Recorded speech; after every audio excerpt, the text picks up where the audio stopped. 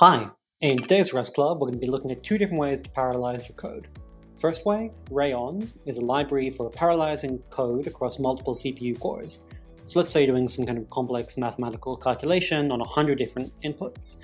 Instead of doing all 100 on one CPU core, you can split them up across, say, the 8 CPUs in my MacBook, and do 12 or 13 on each core.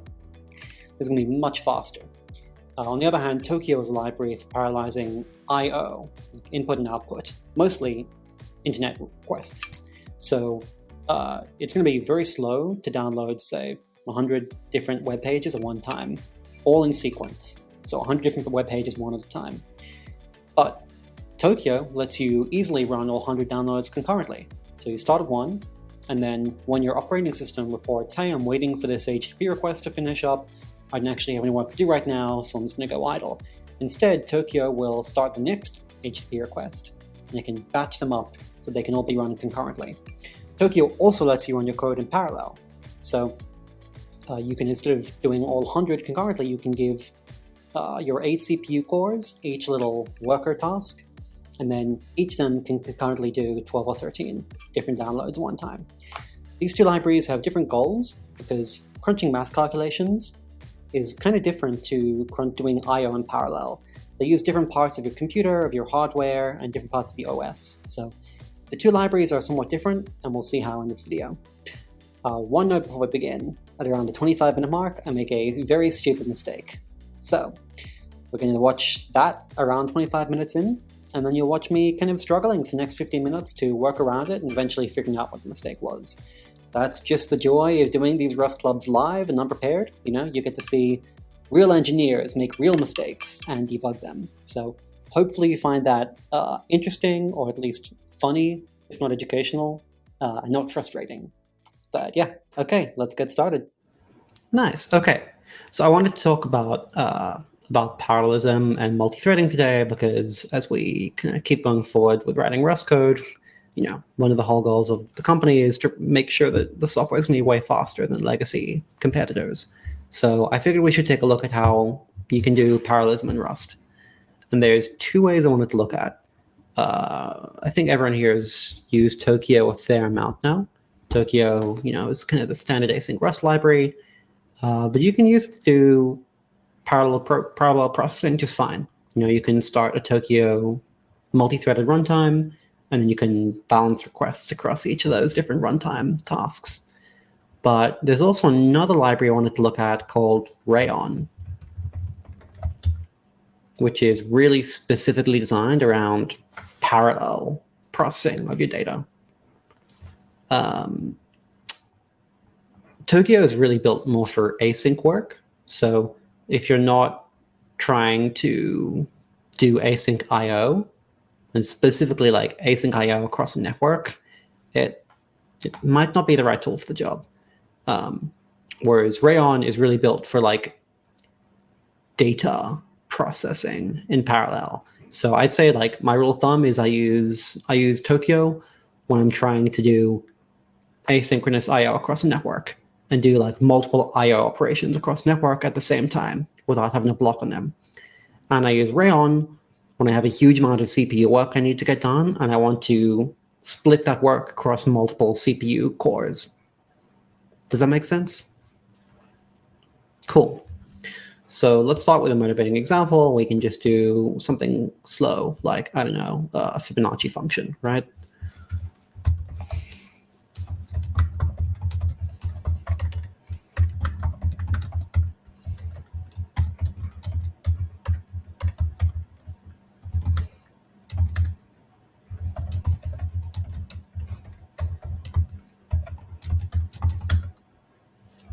That's correct, right? It's been a while since I wrote a Fibonacci.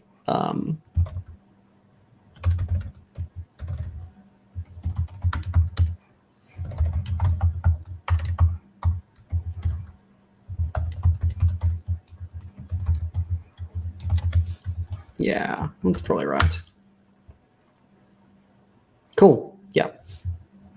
So as probably all y'all know, this is a really, really, really slow implementation of Fibonacci because it is very recursive, so it needs to do an exponential number of calls. So if we try to do fib up to 100, let's see where it slows down significantly.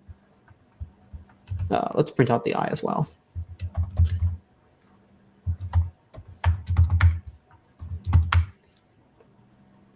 Yeah, so around 40, it starts getting painfully slow. So this should suffice. Let's just say, let's make this do fib numbers up to 40. And we will, do I have Hyperfine installed? Yeah, Hyperfine is a nice little CLI tool. Oh, I forgot to, let me make this larger. Sorry, I should have called it out instead of just squinting. Nah, squint away. Squint away. This is the first code example in Concepts, Techniques, and Models of Computer Programming, that book. Oh, I've never heard of that book. Oh, I have it on my shelf. One second. Yeah, show.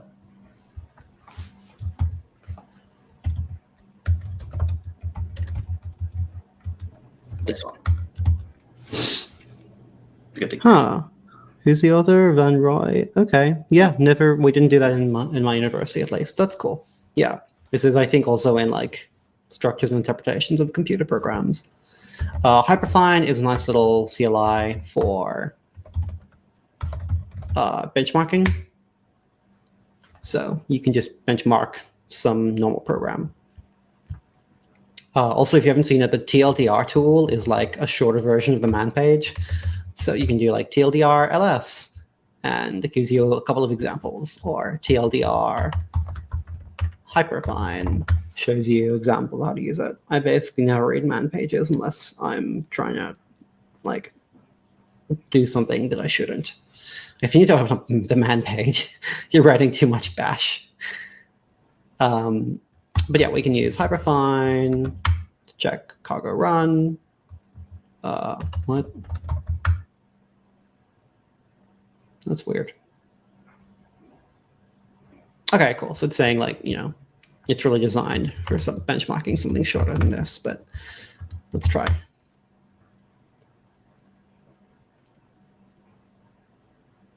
Yeah, okay, cool. That should be okay. So gives us the mean is around 29.1. I guess that's milliseconds, not microseconds. So yeah, this is an example of just a program that eats a lot of CPU, and we could parallelize this just fine, right? By using, you know, we could print them out in advance. We could calculate them all up front, and we could parallelize that calculation, and then we could just print them all out in advance. So let's set this up in a way that it becomes very easy to parallelize, because basically I want to parallelize the Fibonacci computation, but then I don't want to parallelize printing the standard output, because I don't know in what order. I don't have to like worry about what order every thread is going to be printing stuff out in. So let's just change this a little bit. Let's have 0 to 30 dot map every I. We will convert it to a tuple with the number I and the fib, and collect into a vec.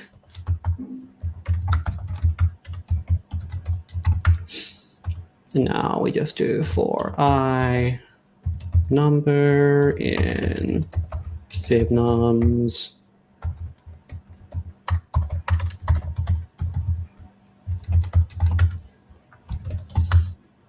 Yeah, nice. Okay. And did that slow down our program at all? Shouldn't. No. Cool. Okay, so we can now try to parallelize this part specifically. So let's add the Rayon crate, and let's take a quick look at how it works. So what I really like about Rayon is that it's really easy to just parallelize something like an iterator. So high-level parallel constructs, hell yeah. Like it started at the high level, and then if I need to eventually, we can dive down into the low level internals, but you know, a lot of the time you don't. So why bother? So really what I'd like to do, the easiest API, I think, would be if I could just take this iterator here and just parallelize it. Just say, instead of map, just do like a parallel map instead. Something like this would be great. But there's, of course, no parallel map method. But Rayon gives us something very close. So here's a great example. Compute the sum of some squares, takes in some slice, and then you use the slice. You get this .pariter, which is obviously parallel iterator method. And yeah, that just does the iteration across any CPU cores you happen to have available there. So I think we should give that a try. We have to use the Rayon prelude. Well, we don't have to, but that's their example. So this just imports everything from the prelude module. This is a pattern you see sometimes in Rust code where the user of a crate kind of puts together the standard parts that everyone probably needs into a module called prelude, which you're encouraged to just import everything from it. You don't have to. You can replace with just the parts you need, but that's the easiest way to get started. I like to start with the prelude, just get it working, and then afterwards I comment the prelude out, and then I see what complains it isn't imported, and then I go and import those things manually. So we should have a parallel iter.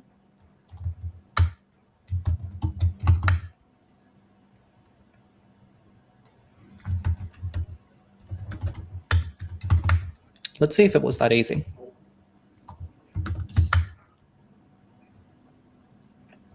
Well, that was faster. Let's see just how much faster. Interesting. Wasn't faster? Yeah. Okay, I'm also curious. We should if we're trying to benchmark speed, we should really be running this with in release mode. So let's build the release binary, and let's just use the standard one.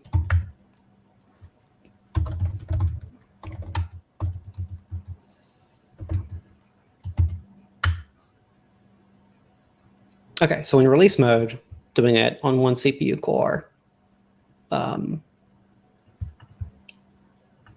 takes, interesting, 8.1 milliseconds plus minus 14. So that's interesting.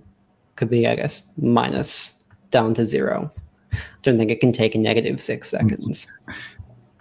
Let's make this take a little longer to give us a more realistic idea. The first benchmarking run for this command was slower than the rest. This could be caused by caches. Okay, let's use the -- warm-up.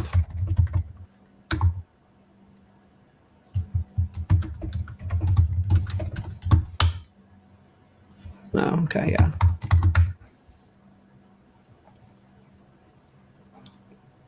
Okay, so 520 milliseconds for in release mode with one CPU core.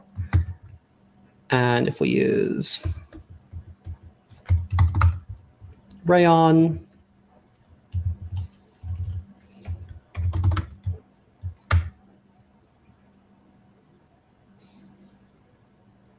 okay, that's more what I was thinking we'd see.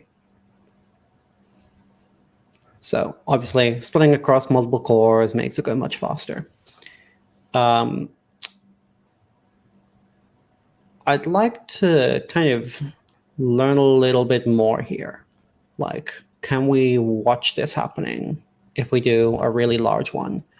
Let's try to do this without hyperfine.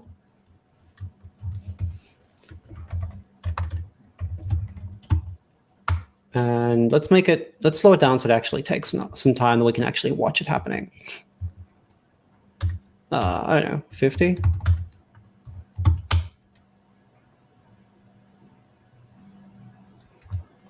Yeah, cool. I'm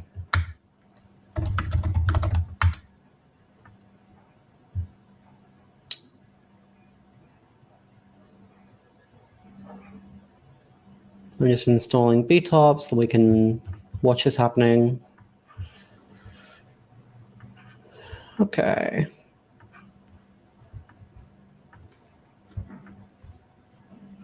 Let's run btop.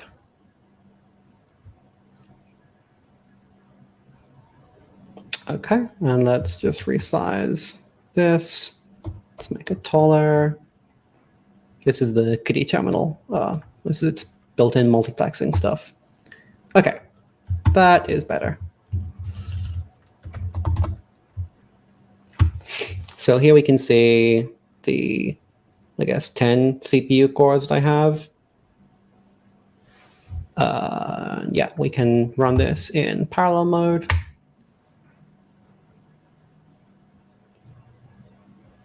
And yeah, we can see the CPUs going up. So you can actually watch that CPUs 3 through 10, 3 through 9 were previously not very loaded. You can actually watch the load going up when this happens. And you can see that the load is being used by the Rust Club program. So it's actually keeping all the data within one process. We can see it's not like spinning up multiple copies or anything. It's not doing any sub-processing and message passing between different processes. So that's good. And obviously, if we put this back to the serial version,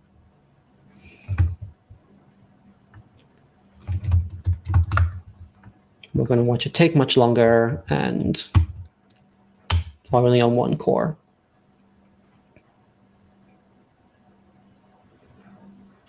So kind of expected that it would cap one core at 100%. But it doesn't. I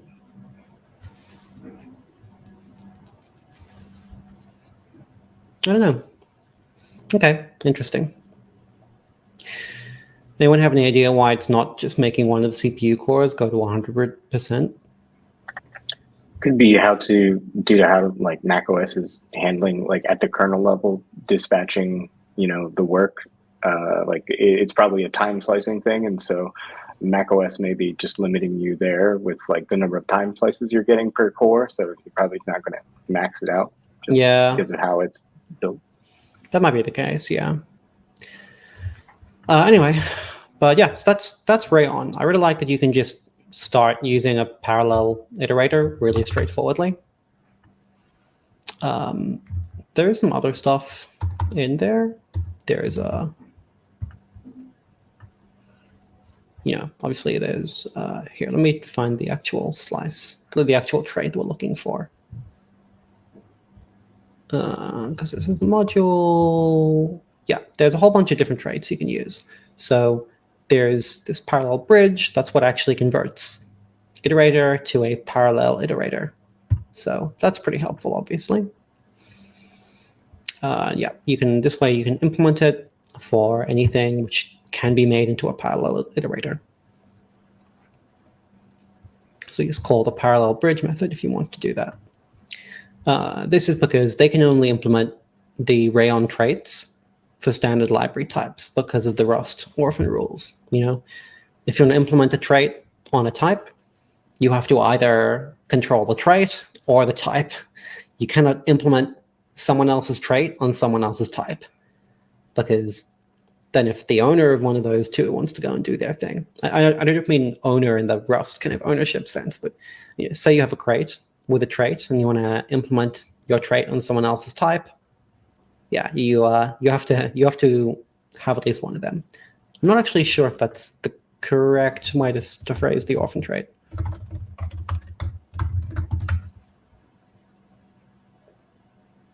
Okay, yeah, it was. Perfect. So this means Rayon can implement their own traits on the standard library types, but Rayon cannot provide an implementation of Rayon's parallel stuff for your own custom types. So if you've made your own iterators, which happens pretty often if you want to provide your own kind of collection type that can be iterated over, Rayon can't give you a parallel implementation for it. So you have to implement the Rayon traits yourself. So yeah. But let's take a look at another way to do this with Tokio. So I want to just get this as like a little baseline comparison for us, that how long does this take?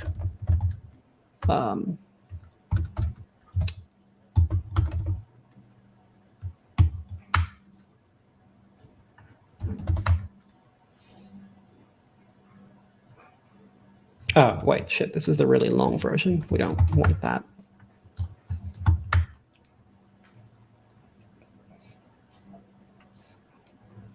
Cool. So 3.7 plus minus 0. Okay, I'm going to put this in here.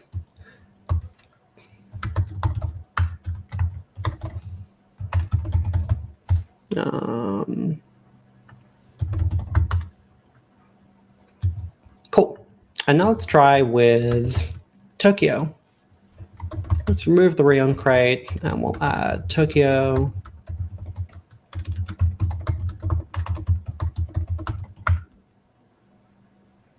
Cool.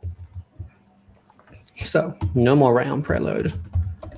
Tokio main. So immediately the first thing I'm noticing is that for Tokio, we really have to run a lot of async, and really nothing in here requires async. I'm not really planning to use .await anywhere, but that's okay. Let's just see how it goes. So we want to get each of the numbers, we want to split them across the Tokio tasks available to us. So I guess we can just do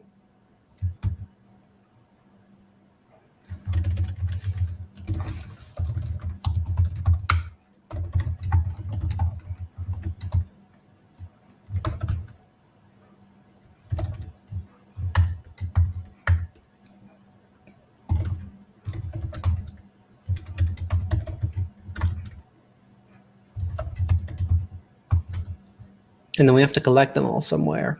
So I guess we'd put them all into a hash map. Oh no, we can just have we can pre-allocate a vector. So okay, yeah, so this is interesting. If we want to get all these tasks to each independently compute a Fibonacci number, how are we going to get them to all put their results back without making this, without needing to lock everything, right? Because we could have something like, let answers equal an empty vec of 30, and then we could have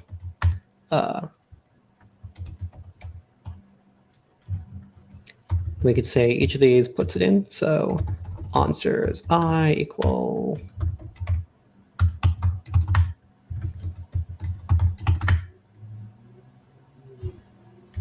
and then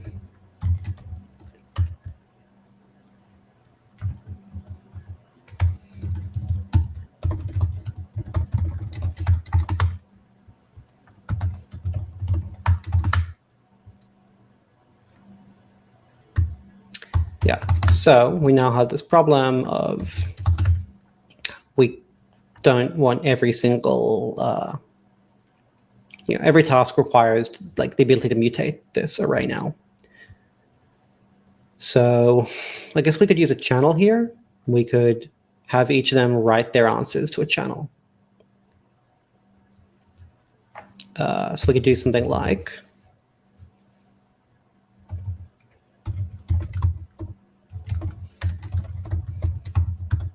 multiple producer, single consumer. So we have one task which is going to produce, we have many tasks which are going to produce answers, and we have one task that's going to read them all into a vector.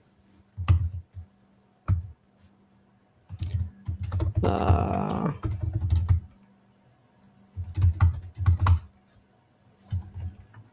think we need to add a new Tokio feature for that. Yeah, Tokio,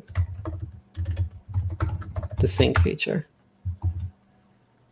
Nice. Okay, so TX is short for transmitter, RX is short for reader. The way we're going to make this work is we're going to have... Sorry, question. Yeah. The one is designating how many channels?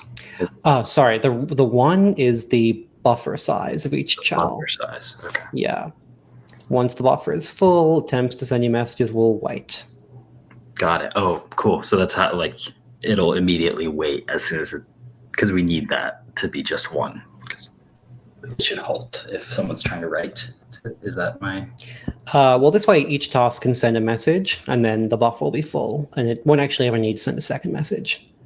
So because of that, we know there's... I mean, we can allocate a larger buffer if we want to, but we know it'll never actually need to use them. Got it. So I can already kind of guess this is going to be slower than the other implementation because we have to figure out some solution with channels here. And we're going to have things waiting on channels, but really we know that we shouldn't really need any contention. But let's see how it goes. I might be surprised. That's just my theory. So each task will get a number from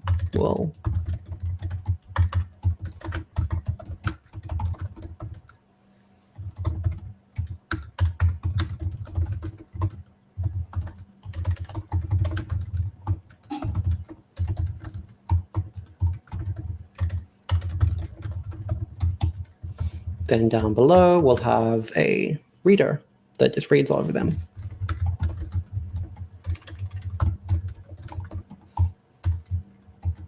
I'm not going to do that reader part yet. Let's just get the writer part done. So this will say TX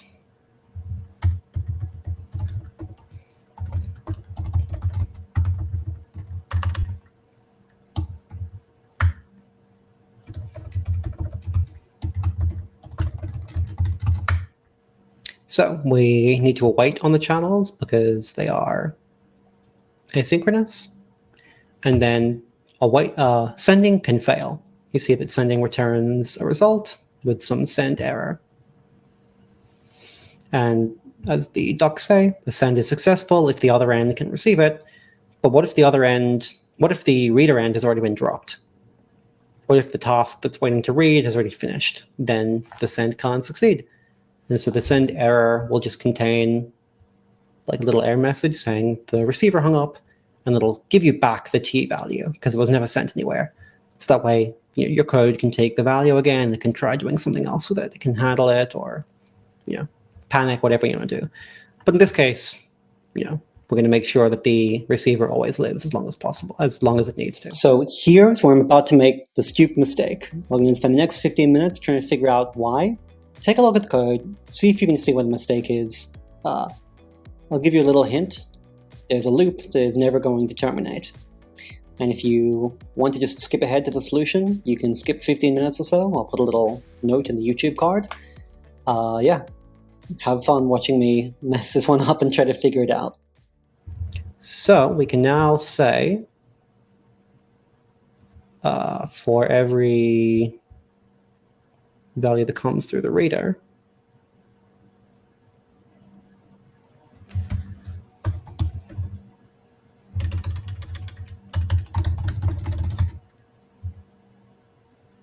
actually this should send both the index we're calculating and the number, so we know how to print them out nicely.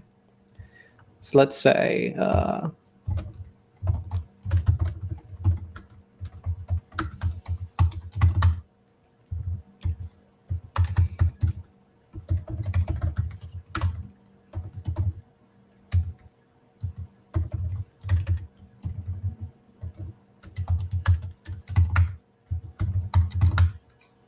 okay, so Rx needs to be mutable because when you're reading from it, you are changing some internal state from it. And this is how you guarantee that only one thing can be reading it at a time. That's why it's a multiple producer, but only a single consumer, MPSC. So what's going on here? Borrows TX2. We just need to make this async and move TX2 into this block we're defining here. Okay, and now when you get an answer, let's say answers I, fibnum,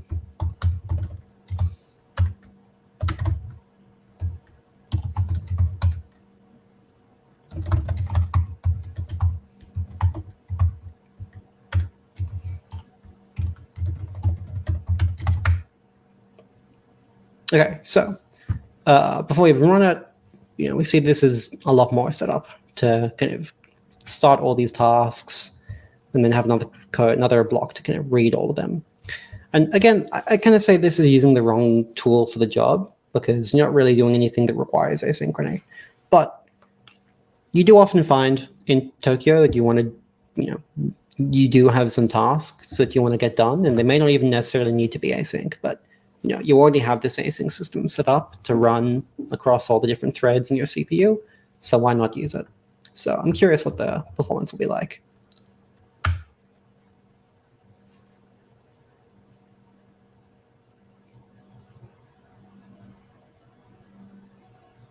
And we should probably actually run this first to make sure it's correct. There's definitely a chance I've made some bug in here.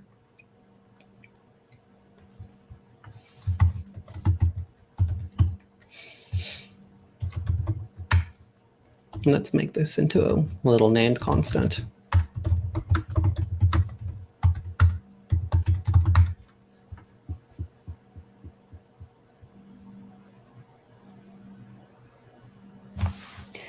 We've also, when I'm looking at this and thinking about performance, one thing I'm noticing immediately is that each of these tasks is doing one of the Fibonacci numbers. So there's going to be, it will probably be more efficient to start a smaller number of tasks, each of which handles a block of Fibonacci numbers, because that way you'd have less contention for writing to the channel. Well, and if you do that, Adam, you use split at mute on a buffer.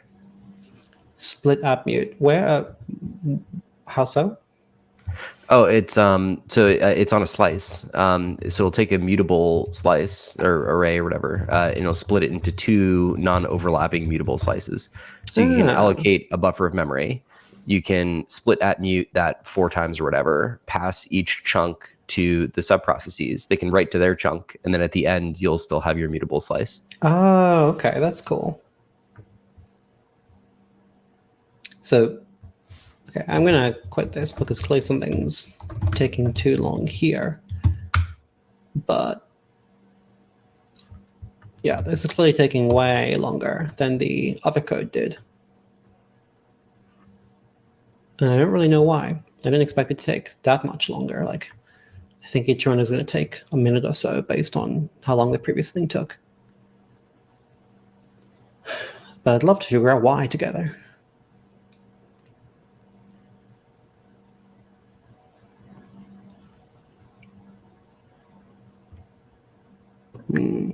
Okay, so yeah. Any theories while we wait for this to finish up? I have a basic question about Tokio that might stir some stuff. We talked. I understand that there are these channels, but I don't see anything in the code that you've written here that deals with getting things across cores. So I'm just wondering. Right. So it basically, when you run Tokio main, it starts a Tokio executor that can schedule tasks across different threads. Okay. And I've just figured out why what's going wrong, basically. Oh, nice. And it's kind of related. So the way that Tokio works is it's going to start a number of worker threads, trying to do one per CPU core. And it's going to schedule async tasks across the different CPU cores that you're running. So when you run a task, every time that task hits a dot await, it's going to let the scheduler kind of work on something else if the future that it's polling is not ready. So this way, if you're starting, 50, you're like downloading 50 URLs. Every time you hit the dot await in your HTTP client, it has to go off and do some async IO under the hood, and then Tokio can then switch to doing something else while it waits for that async IO to get done, because the underlying future is being polled, and it'll be polled again later on. It'll wake it up later. So when we start these tasks, each task is going to kind of run on this part and run completely, and then the task only gets a chance to stop when we do the dot await. So if we've started, 10 threads, each of them is going to run a Fibonacci number and then wait for this stuff. But, oh no, actually, I don't know. That doesn't quite explain it.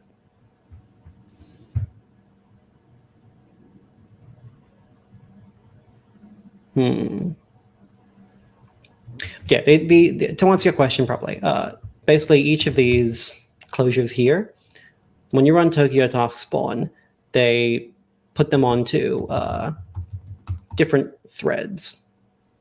Or the Tokio scheduler can schedule each of these tasks into different threads. So I wonder if we do, there's also the spawn blocking method. So there's a separate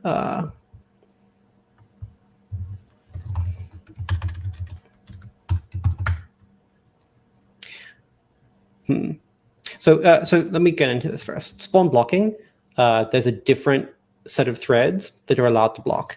And Tokio tries to take care to schedule blocking operations and async operations differently. Because say you have all these, 100 little async tasks, each of which are accepting one request and doing some work and then sending out a response. And you have one task that's doing blocking work, where it's like computing, Fibonacci of 100. You really don't want this line here, this really long blocking call, to stop every other task that's scheduled on the same thread from doing any work, right? You really want to keep your async tasks moving, and they can't move if one of them is blocking all the other ones from getting any work done. Because again, it can only switch work when you hit this dot await. The idea of Tokio is it's like a cooperative scheduling, right? Each task has like exclusive control of the thread until it hits a dot await. When it hits a dot await, it's saying, okay, you can switch me over to a different thread now if you need to, or you can switch to a different task if you need to. So having one really long blocking thread, one really long blocking task that doesn't use a dot await anywhere can mess up your performance from everything else. So yeah, I just gave up and killed this thing.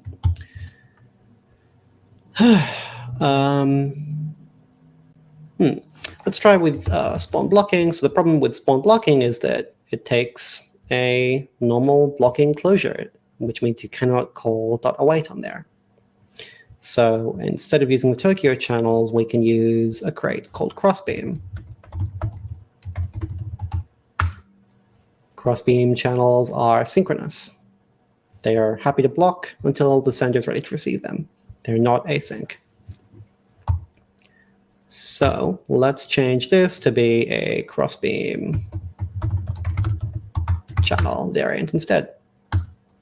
I thought I'd use the same name schema, but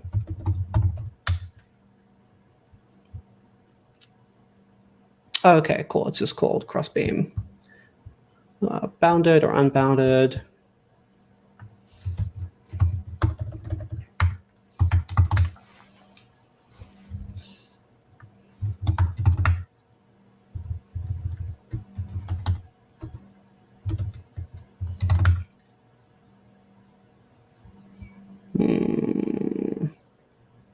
Oh, it still wants us to.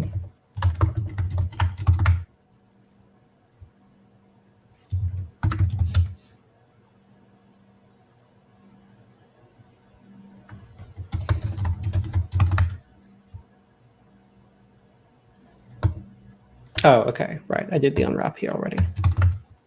So what is the error here? Okay, it wants okay instead of some. And what's going on here? Okay, we need to make this move again so it takes ownership of tx2.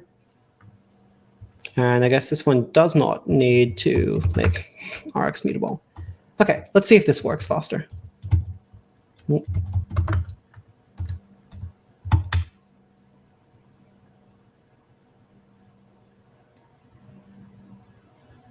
And let's actually put a print statement in here so we can see what's going on.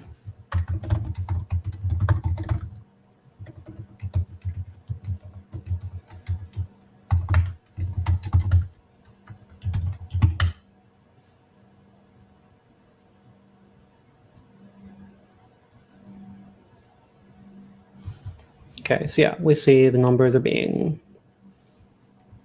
started and stopped in different orders. That's what we expect from having all these different threads working on it.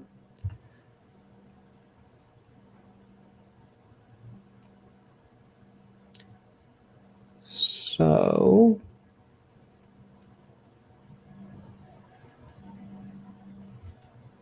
now I'm curious. Does actually I'm increasingly starting to think maybe just I had a bug in my first program.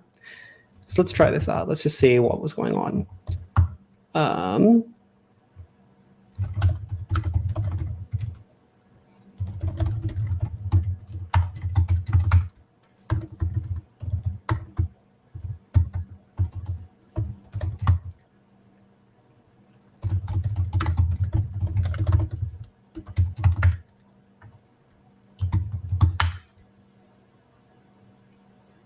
Okay, so it spawns all tasks, but it just doesn't get the number of answers it expects back.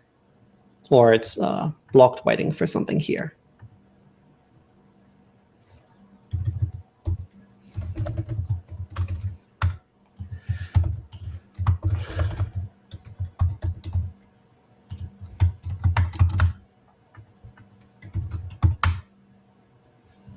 Okay, that's too noisy to read now.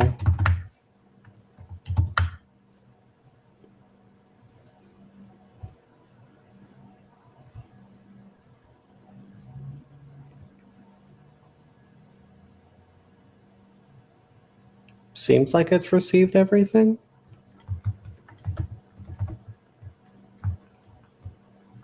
Okay, right, but it never, okay, yeah, I did something very stupid here, which is this loop is going to keep looping until we get an error from the receiver, but we're never going to get an error from that. It's just going to, there's no more data to receive. So, okay, that's where I went wrong.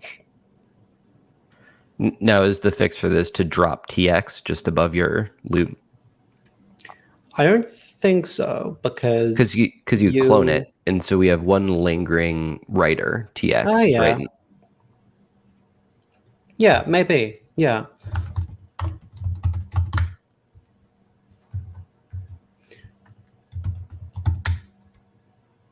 Okay. Yep, there we go.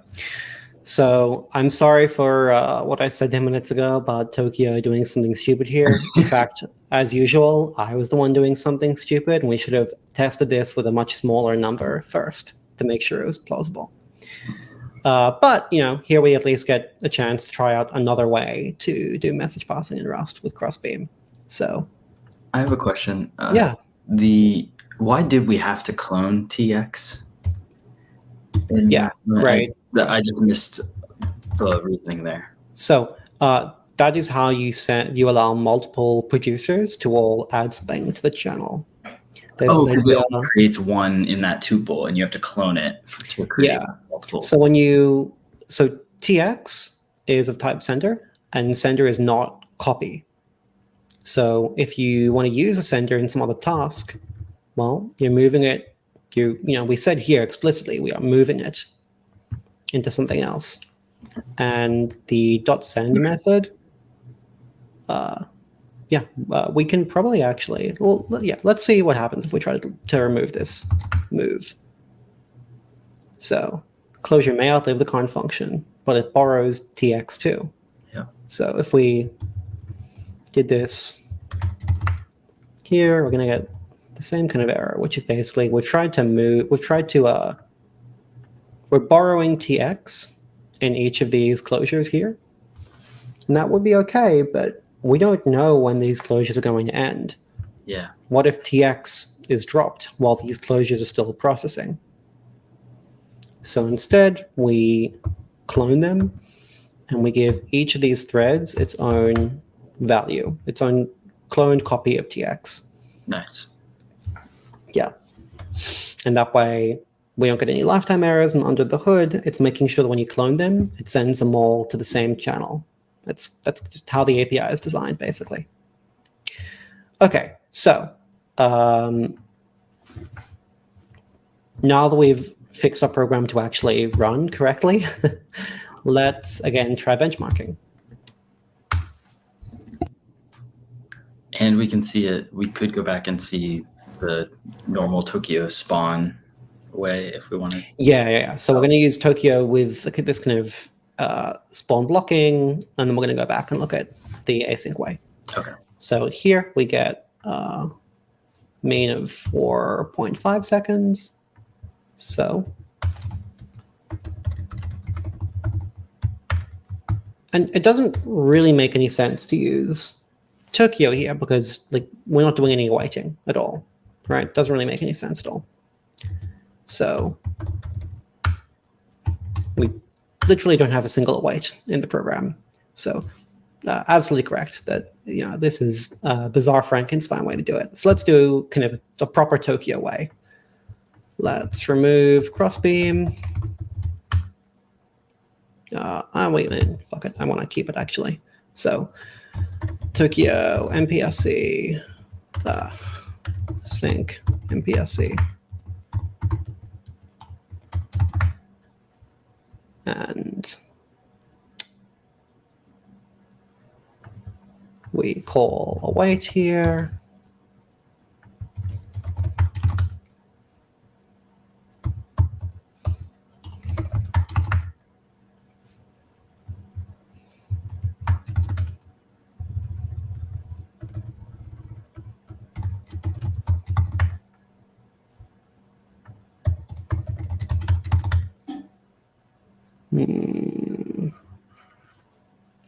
Oh yeah, we have to await.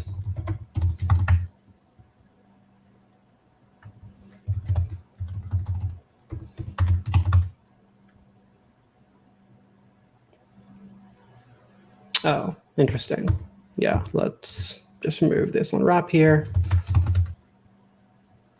And this is immutable. Irrefutable while let. Yeah, I had I shouldn't have scrolled past that so quickly, but I basically had while let.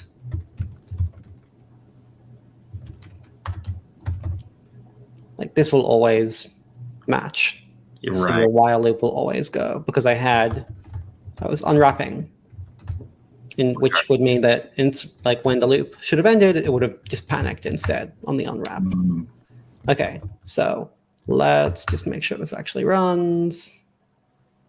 Cool. And now we can benchmark it. Okay.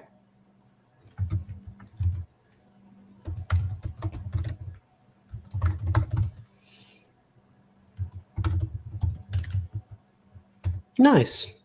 Okay. So, as predicted, doing the weird thing where I'm using Tokio, but then doing blocking inside it. No real point to that. Okay. But on the other hand, when we use Tokio, in this case, the overhead was very minimal. It was a little faster, actually. So it's nice. Paul, you wanted to talk about split at mute. Were you suggesting that for a faster way to collect, instead of using channels, have each task write to their own bit of the slice? Yeah, exactly. Yeah, let's try that. So no more need for channels.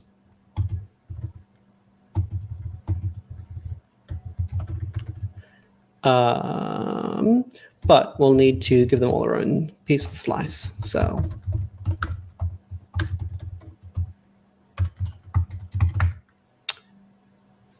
and we're going to split. So are we going to give? We're going to keep giving each task just one element of the slice. That's right. Or a that's a good question. The split at mute takes a midpoint, and it'll split your slice into two chunks, each of which can be treated as independently mutable and borrowed from mutably or immutably. And so you could probably slice an array down to just having slice of length 1, but I think that's an awful lot of like split at mute calls. So I think so we may have to like pass a block. That being said, it wouldn't be like apples to apples with the other examples, since all of them are sort of like per number. So we could, keep calling split at mute to make 30 separate individual slices, but might not be the right tool for the job. There's a crate called bytes, which is used a lot. And like it says, it is allowing multiple bytes objects to point to the same underlying memory.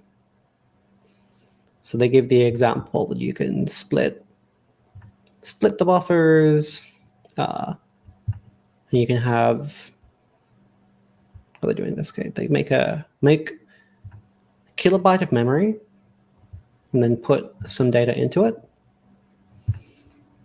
Okay, and then we split the buffer and we have one pointer A, which gets it, all of it. And then the underlying buffer, we add something to it. And then we get another little split off pointer to it. And this split off little pointer is not seeing the part that was split off from A. So A and B are separate slices of the same underlying memory. A is the first half of it, and B is the second half of it. The halves aren't equal length, but... So I wonder if we could use this. We could allocate a buffer with like... I don't think this is the right tool for the job either. Yeah.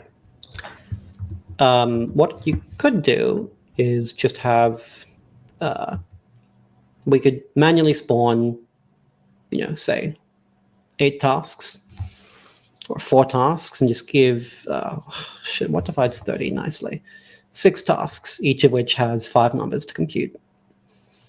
And we could just have them all write 5 numbers together.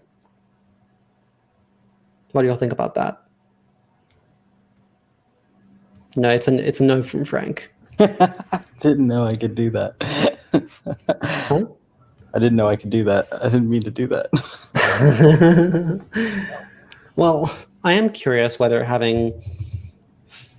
spawning fewer tasks would make a difference here. So let's keep the channel solution for just a little bit longer. Make sure this is still running. Yeah, cool. And let's not have each of them do one piece of work. Let's instead do...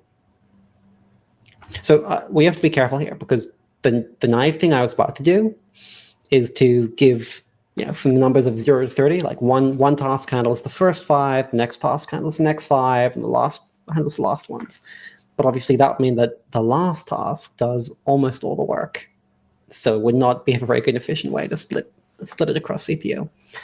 Instead, we might have to we'll let them all iterate over a certain number of things.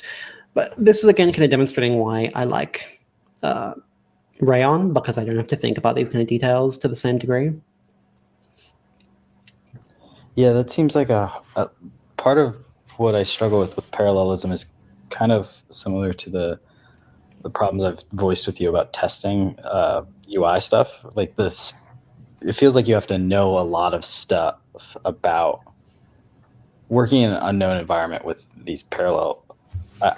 It makes it harder to know what to reach for. Like just in that implementation thing, you'd have to know that the shape of the algorithm that you're doing, the Fibonacci sequence, impacts how you choose the threading, right? Yeah, because we know that some number is going to be exponentially longer to compute than other ones, and specifically there's an order to it. So you want to make sure that you divide the work up.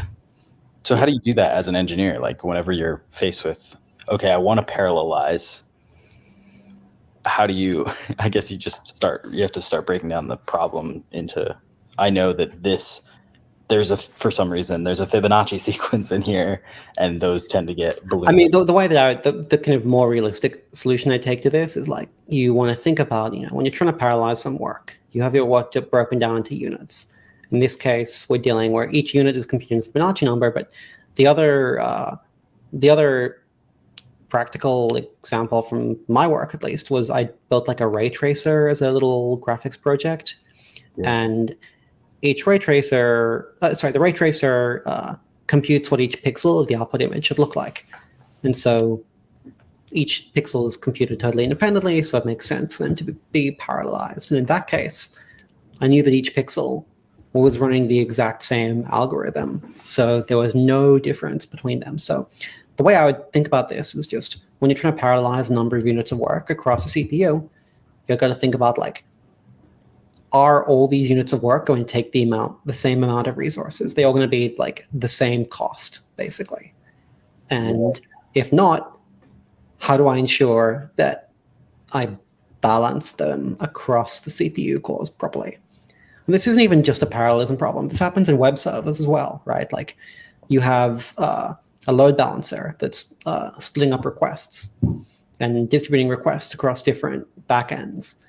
Well, how is it distributing those requests? Are you going to like route all requests from the same user to the same backend? Because if so, what if one user is like always sending much more intensive requests? Like you have like some large customer and you have a few really small customers. You probably shouldn't route based on customer, because you're going to get all of the big customers' really complicated requests going in the same backend. Or maybe you explicitly do want that, because that way all of your small customers get really tight response times, and you have like a separate pool of instances that are beefier for the large customers. So what you said before about you have to really like know what the underlying problem is, or what the underlying algorithm being computed is. Yeah, you have to have a model of how much work is being done and how is that work distributed. Yeah, okay. And if we know things, like we have this nice property with Fibonacci that we know that every request is going to be longer than the one that came before, so we know we can split them up by just kind of round robining, and that'll make sure everything gets balanced nicely. But yeah, in the real world, better programmers than I like to have like empirical models of things. There's like queuing theory you can use, which gives you ways to statistically approximate different strategies of how to bin work together in different units and make it faster overall. But can't say I've ever needed to get that deep into it. That's good to know, though. That's cool. Yeah.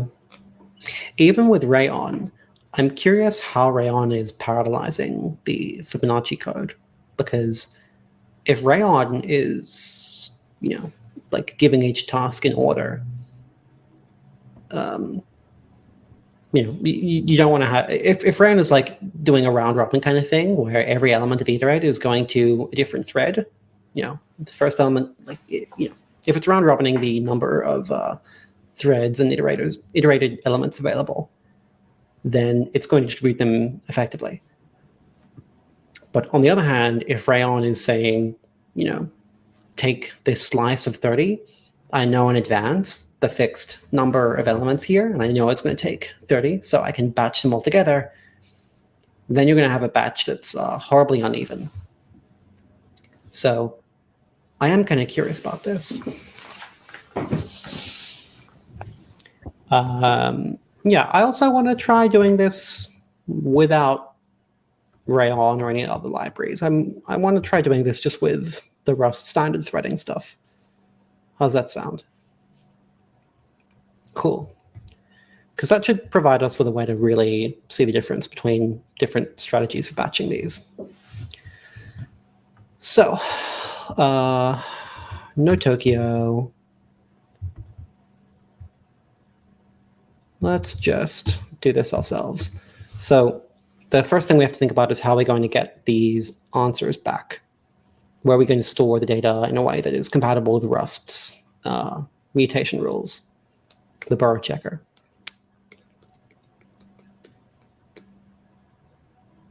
We could still use Crossbeam to send stuff back. We just won't use Tokio. Yeah, I think just having channels to send the data back still makes sense. So let's just start with one thread per number, and we'll see how that goes. So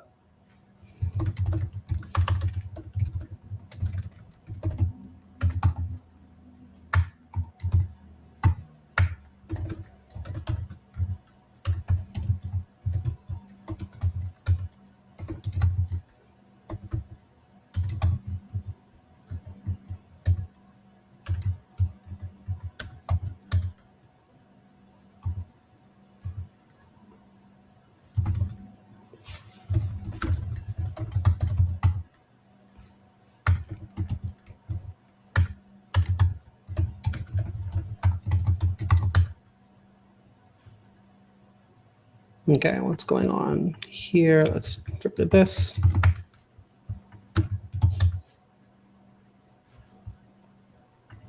Okay, it gives us a handle to join these threads. We can make sure all the threads complete.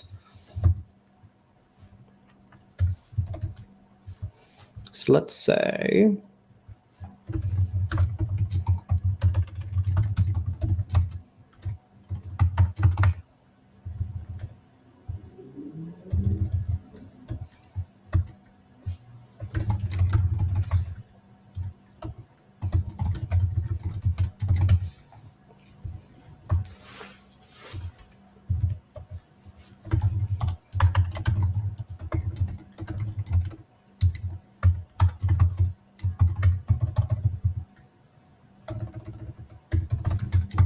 so we're going to get, for each number, we're going to spawn a thread. And we, again, have to clone the sender.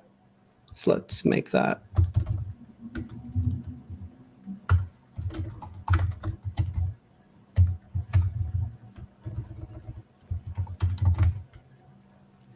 And it's going to be an error because there's a result that has to be used. We'll just panic if you can't send. Okay. And we're going to keep a little handle to each thread. This thread handle is called a join handle. And here, let me show you what it does.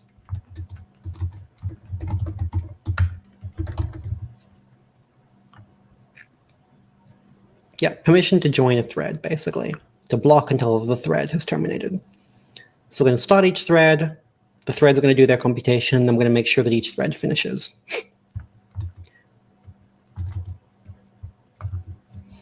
We don't really need to do this because we're going to block on the readers, encrypting us all the data. But let's just see how. Yeah, I don't think we'll actually need the thread handle. So let's then collect all the data.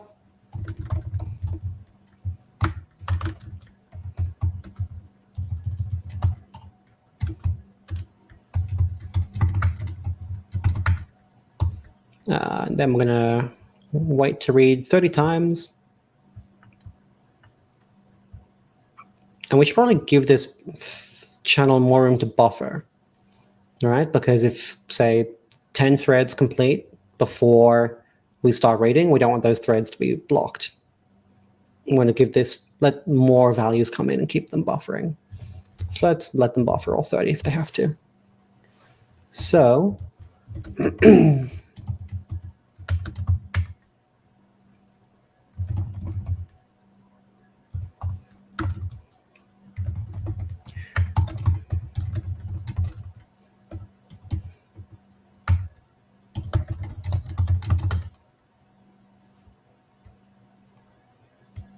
what's going on here? Oh, yeah, I don't know why I made this.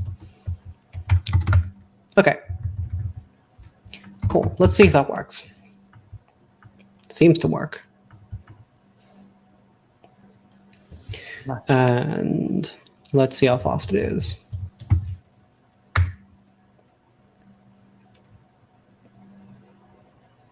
Okay. Actually, slightly faster than anything else we've seen so far. Nice.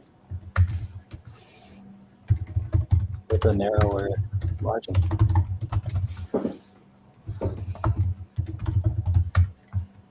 So the handle isn't useful in this instance because the receiver is our blocking thing. Yeah. Yeah, we're blocking on each receiver coming through anyway.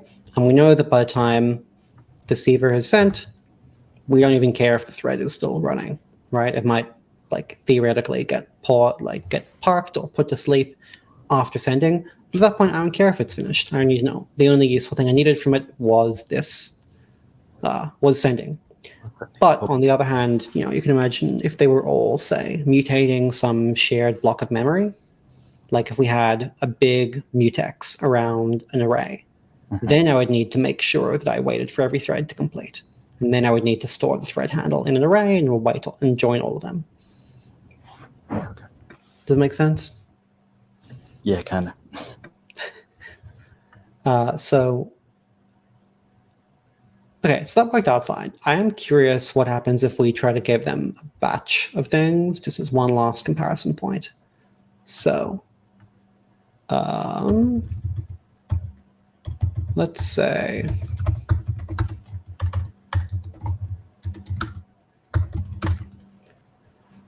let's say 3 batches of 10.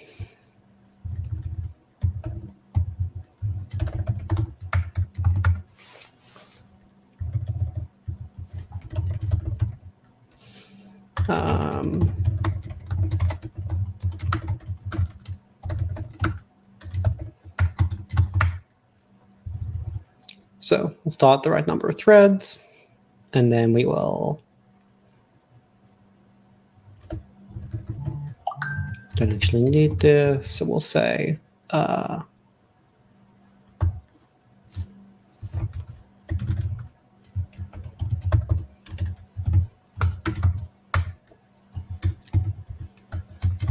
so each thread has to take their number of elements, and then how do we make sure that each thread is going to be separate? I guess we can give each thread like an ID number. So let's say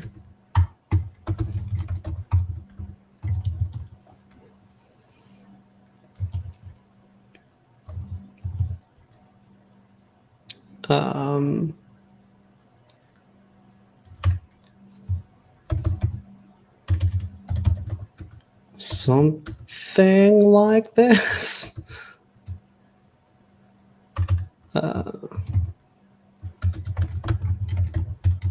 Okay, something like this, but I don't think this is actually correct.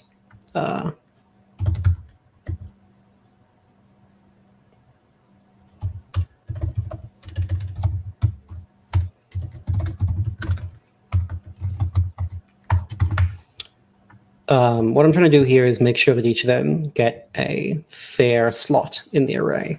So for the first thread, let's say thread ID 0, this is going to get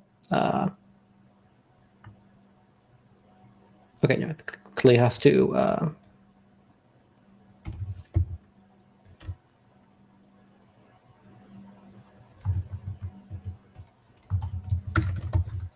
for the first thread in this array, let's say the threaded, that's where thread ID equals 0, we want the limit, which is 30. The elements per thread is going to be 10. So that's going to give 3 plus thread ID times I. That's clearly not what I want. I want this to give something like, as we iterate through I will be 0 through 10. And so I want this to give, oh, okay, yeah. I just wanted to give I plus thread ID. So that way, the first thread, element will be 0, 1, 2, 3, and the second one, it'll be, for the second thread, LM will be 1. Okay, no, that's clearly not what I want either. Are you trying to round robin? Yeah. There just should be plus thread ID times this Limit. be multiplied by something, so we get 1, 3, 6, etc. So I guess times num threads.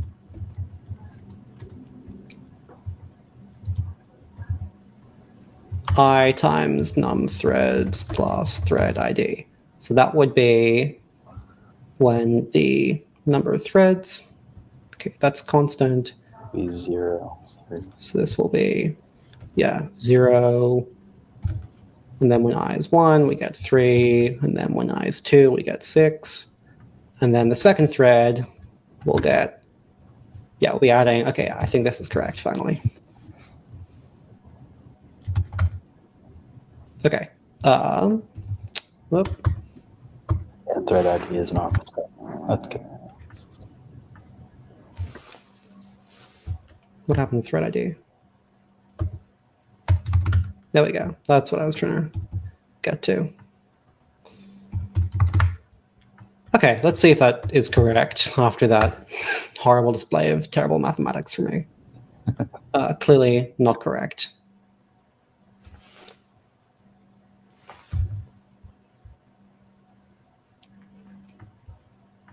I guess we can just print each thread's attempts.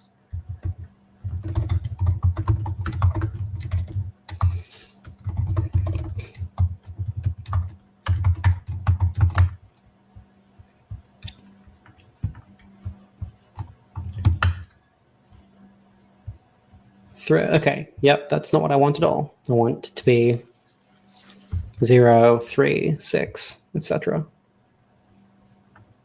So I is increasing. Oh, this should be I times, let's be multiplied by number of threads.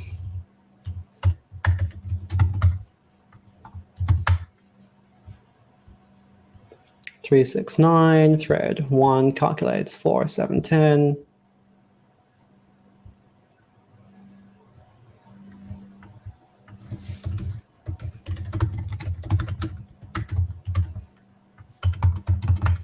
So let's make it easier for me to check.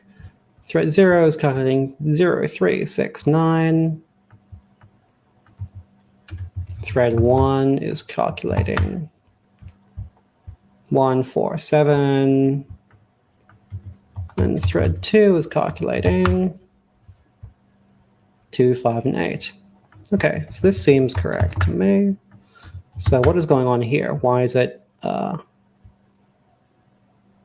only running some of the numbers?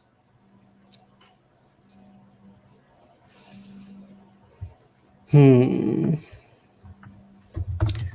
debug exactly what is being sent every time and make sure that all 30 numbers are being sent and no number is being sent more than once. Okay. 9 is being sent multiple times, clearly calculating the wrong thing each time. Oh, it's because we're sending, this should be LM. Here I is like the number of elements to do, but it's not actually the index in Dewey Fibonacci. So, yep, that's more like it. Okay. Naming things. Yeah, I had a moment where I was like, oh, LM? Yeah, well, fuck it, call it element. But clearly that was not a good choice because I even confused myself. So yes, that looks correct to me. And now we can hyperfine and see if this performs any better. No. Not really. It's close though. So it seems like that So Rayon is doing more. So I do kind of wonder if maybe this is just using too few threads, right? Right. Because I have like a 9-core CPU. So I wonder what happens if we, 10-core CPU, what happens if we bump this up to be 10? And a lot of the time with these things, you know, there's some overhead from each thread. So if you use too many threads and you don't actually have enough work for each thread to do, it's inefficient. Obviously, if you use only one thread, then you have no threading overhead, but the one thread is massively overloaded, so you have a lot of work to do there. So there's usually a bit of a U-shaped curve If you pick the right number of units, and usually that is around using the right number of threads per core. Nice. So yeah, I think if we messed around with the numbers here, we could maybe find something that was smarter. But yeah, doesn't seem like we have found a particularly smart thing to do here. What if we try 8? I don't want to just try different numbers of threads until we find the right one. But on the other hand, if you have an actual real problem you need to solve, and not just like a little Fibonacci sequence demo, then this is not going to work because 8 does not perfectly divide 30. I wondered how it was doing that. So U size, yeah, rounds down when you divide. Got it. Oh, hey, look, Wow, faster. Found it. Yeah. That's so And if we change this to be 5, I suspect that'll also help. Yeah.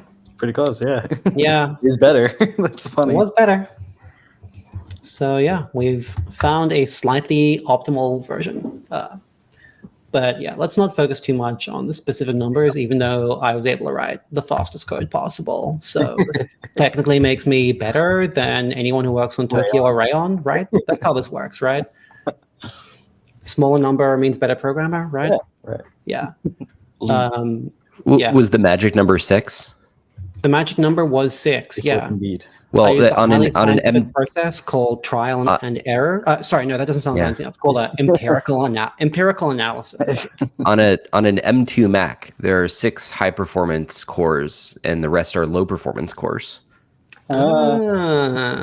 Interesting. Wonder what my well, that's an M2, not an M1. But yeah, I don't. My guess is it's not smart enough to actually schedule it like that. But On the it's high performance cores. very interesting coincidence. yeah, almost too interesting. But yeah, let's take a step back and think about what we can take away from this. So, firstly, if you're going to handle manual threading of things, you have to think about how is this going to play with the Rust borrow checker. The other way we could do this, I guess, there's two standard ways you can do it. Either you use mutexes, or you use channels, right? You either collect all the data into a big data structure and you use a mutex. And then if you want to use a mutex, you have to think, okay, do I want to mutex every individual element of it? Or do I want to mutex the entire thing? Here, we actually know that no thread will ever be writing to the array twice from the same element twice. So we know there's actually no data race here at all. But Rust doesn't. The Rust compiler doesn't. So I like to use channels for this because I think it is a neater solution than mutexes, and it lets me kind of reason about. It means I don't have to worry about thinking about the mutex contention. But channels introduce their own problems. Like we had that infinite loop where we were waiting on. Before we switched to waiting for a fixed number of elements, we got that loop where I was just waiting for the wrong number. I was waiting for the receiver to give us an error, but I forgot to drop the sender. So channels, they are nice and they're really convenient and they avoid mutexes. But on the other hand, you have to really think carefully about this kind of all these implicit dependencies between your channels.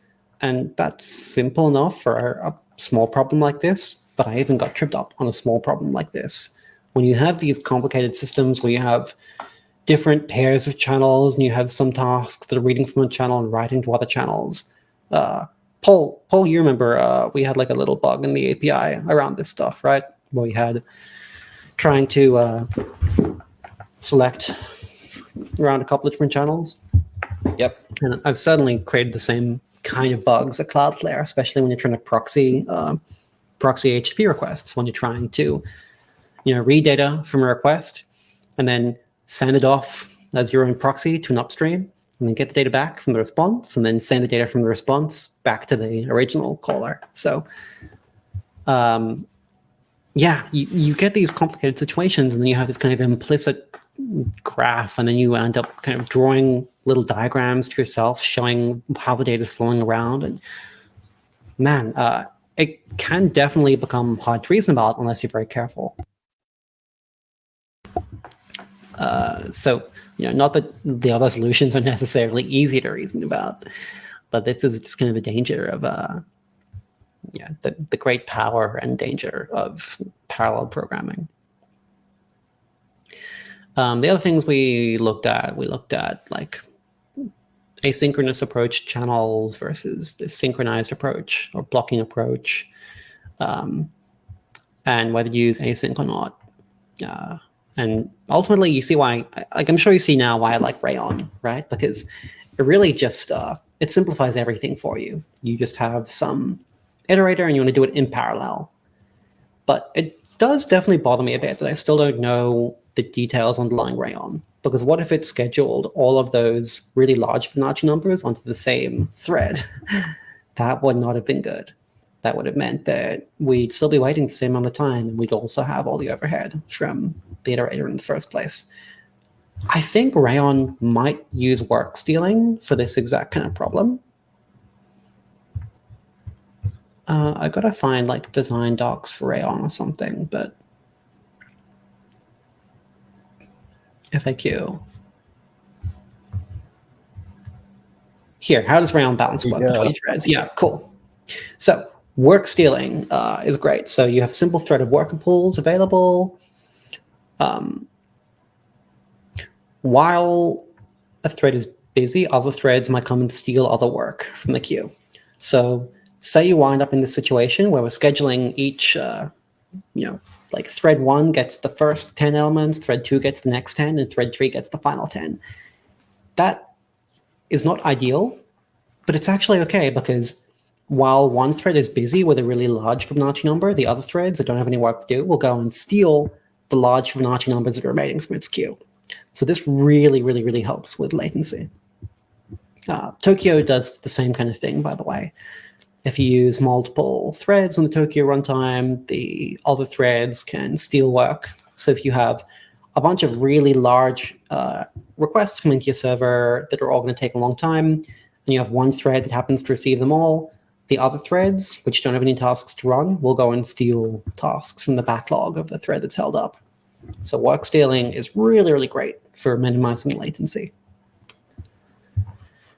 So that's good to know.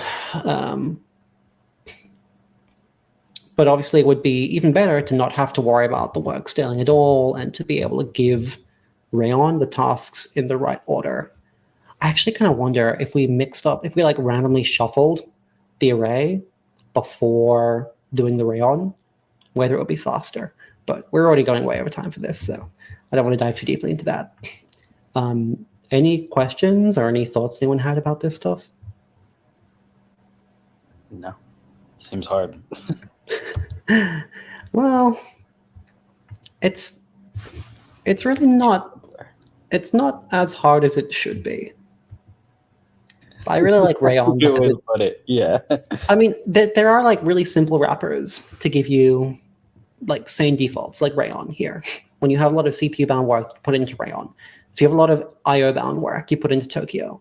And with the work stealing schedulers, it's really hard to shoot yourself in the foot too much. I'd say the bigger problem here is like using channels, because you can get into these, you saw how even a simple channel problem required a lot of thought, and I didn't know what was going on. And those kind of silly bugs, like, yeah, they're silly bugs. And it was, once we thought about it and sat down, it was straightforward to fix. But in a real, like, big production server, it can be much harder to find those kind of problems. So we had a bug like that took. We were still trying to solve it even after I left Cloudflare, and I get launch with my ex-manager every week, and like months and months and months after I started KittyCat, he finally found it. So, all right, I think we'll end the stream here.